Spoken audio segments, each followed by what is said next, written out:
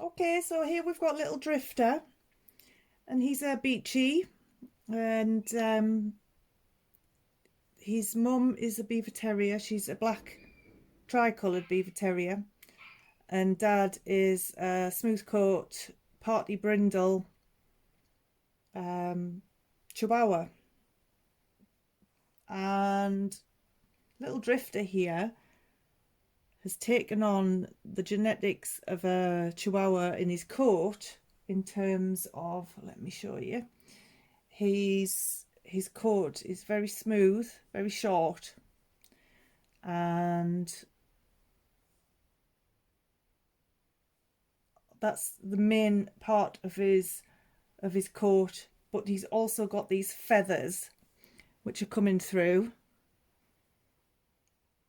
and you'll see them on his legs. Lots of feathers, and on his chest. And then he has a little beard. There's my little Chihuahua with a beard, which is beautiful, and little bits in his hair. But the coat, the smooth coat, is taken on from the Chihuahua. Now that may well shed. So if you don't like dogs that mould like the Chihuahua does, that's exactly what he might do. And these feathers will grow, but they'll very, very rarely need clipping because they grow so slow, but they will grow. So when he's older, he will actually look more like a long coat, but it'll just be feathers. But like I say, they grow so slowly that you don't have the maintenance that you need with a true beaver terrier by having to go to the groomers every few weeks, 4 or 5 weeks. So he's quite low maintenance in terms of grooming, but quite how much he will shed, I don't know at this stage. It's difficult to say. But he's a chocolate tricolour. You don't want any sweeties. He's a chocolate tricolour. So he's mainly chocolate brown. He's got the tan legs, eyebrows, nose, and little bits of white in him as well. And his ears are already up now, so they'll stay up. And he's got lovely chocolate nose and lovely hazel eyes. And his teeth are absolutely perfect. Let me have a look, son. Yeah, beautiful, well placed, and his jaw bite is perfect. So everything's good there. And let me just have a look at that little belly. He's got lots of fluffy bits on his belly, and he's got no hernias.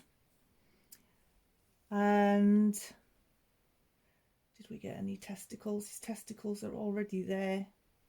He's got his testicles in, so no problems there. Chihuahuas are prone to having one undescended testicle at least. No, but they come down eventually. But his are both there, so that's all good. And he's 9 weeks old. He's had his first vaccination already, which he was very good for. He didn't even notice it being done. And he also had a vet check, and the vet basically said perfect. Well, she said perfect. So he's perfect. In terms of character, there's 4 pups in the litter, and you have that little sweetie pie. A few weeks ago, when he's about 4 or 5 weeks old, he was probably the most shy, maybe quiet, timid little pup in the litter. He would sit back and watch rather than come forward and get involved in games and things like that, which we did with the other pups. But I just did a bit of extra work with him, and he's really come out of his shell, especially in the last week or so. He's joining in, and he's more confident, and yeah, he's really calming down. He's nice and relaxed and chilled, and I'm not worried about that side of it now. That when he was quite shy and timid, it's kind of come out of him now. So he's doing really well. But I still don't think it would be suitable for a young family with young kids, maybe grandkids that come to visit, but I think for his home, he would be great as a one-to-one, or with another little dog maybe. But he will be an absolutely fantastic companion. He's a lovely, lovely, sweet boy. He's just having a look around now because two of my dogs have just walked in the room and he's wondering what's going on. But he's actually been used to other dogs as well, because we do introduce them to our other dogs when they're younger. So he's been socialised with other dogs well. And when he was a baby, we were providing sound desensitisation CDs into the room, so he got used to lots of different noises, fireworks, gunshots. Not that he'll hear any of them, hopefully. Different animal sounds, kids crying or laughing or screaming, aeroplanes going overhead, noisy crowds, all kinds of things like that he got used to when he was a baby, that he was raised alongside. So he shouldn't be fazed by those. And whilst he's been raised in my house, and we have had people in and out of the house to see and collect other puppies that we have as well. And he was in the room where they were coming in to see their puppies. So he's been used to people coming and going, and everybody so far has said what a lovely, calm, relaxed, confident litter they are, and absolutely beautiful as well. So yeah, everything's going really well, and he's going to be a very small adult. His mum is 2.5 kilos. His dad's 2.5 kilos. He's a nice, solid, chunky chap. He's not a fragile little thing, and I would say he'll be the size of a small Chihuahua, a small Beaver Terrier.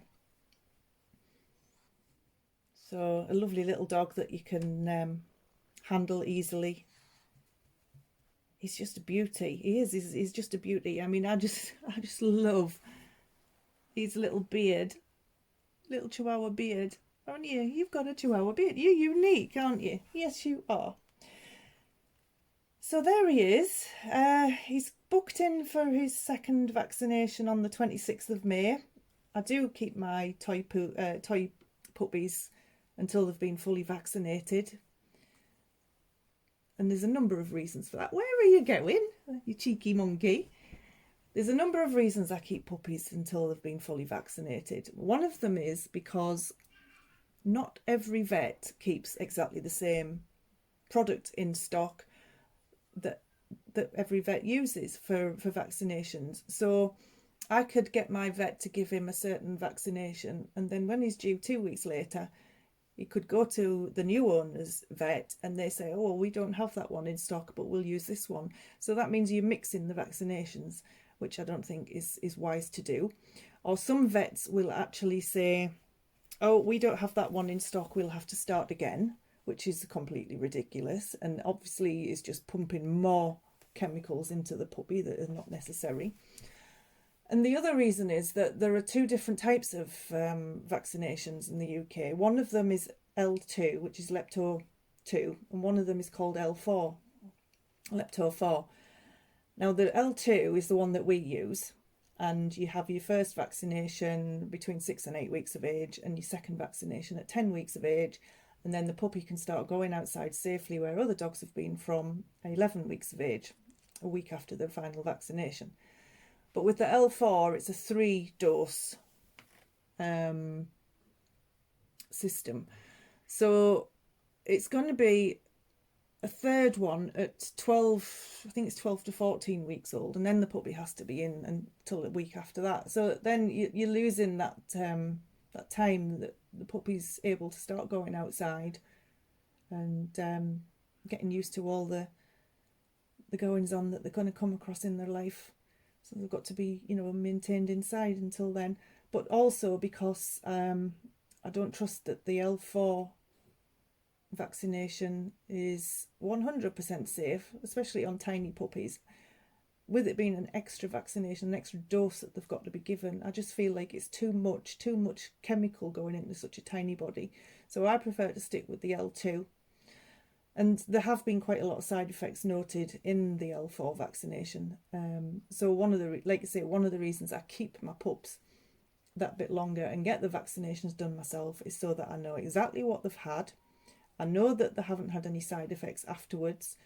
I know that if they do have a side effect afterwards, I know how to deal with it. I know what symptoms to look for. So I can deal with that before a puppy goes to a new home, which I would always tell the new owner about if that was the case. Whereas if an owner took a puppy from me to have the vaccinations done, and the puppy a couple of days later took a side effect, wasn't feeling at their best, the new owner would just panic, wouldn't know how to deal with it, and sometimes that can be completely bad, a bad outcome for a puppy. So I like to do it all, get it all done and dusted, and the new owner doesn't have anything to worry about. They just take the puppy fully vaccinated, wait a week until they've had a full week after the final vaccination, and then they can start going outside and not have to worry about all that side of things. So I think that's probably the best way to go with these tiny little puppies. So there we go. This is my beautiful little drifter.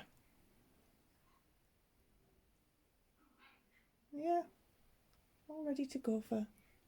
He should be able to leave on the 1st of June, just in time for the bank holiday weekend.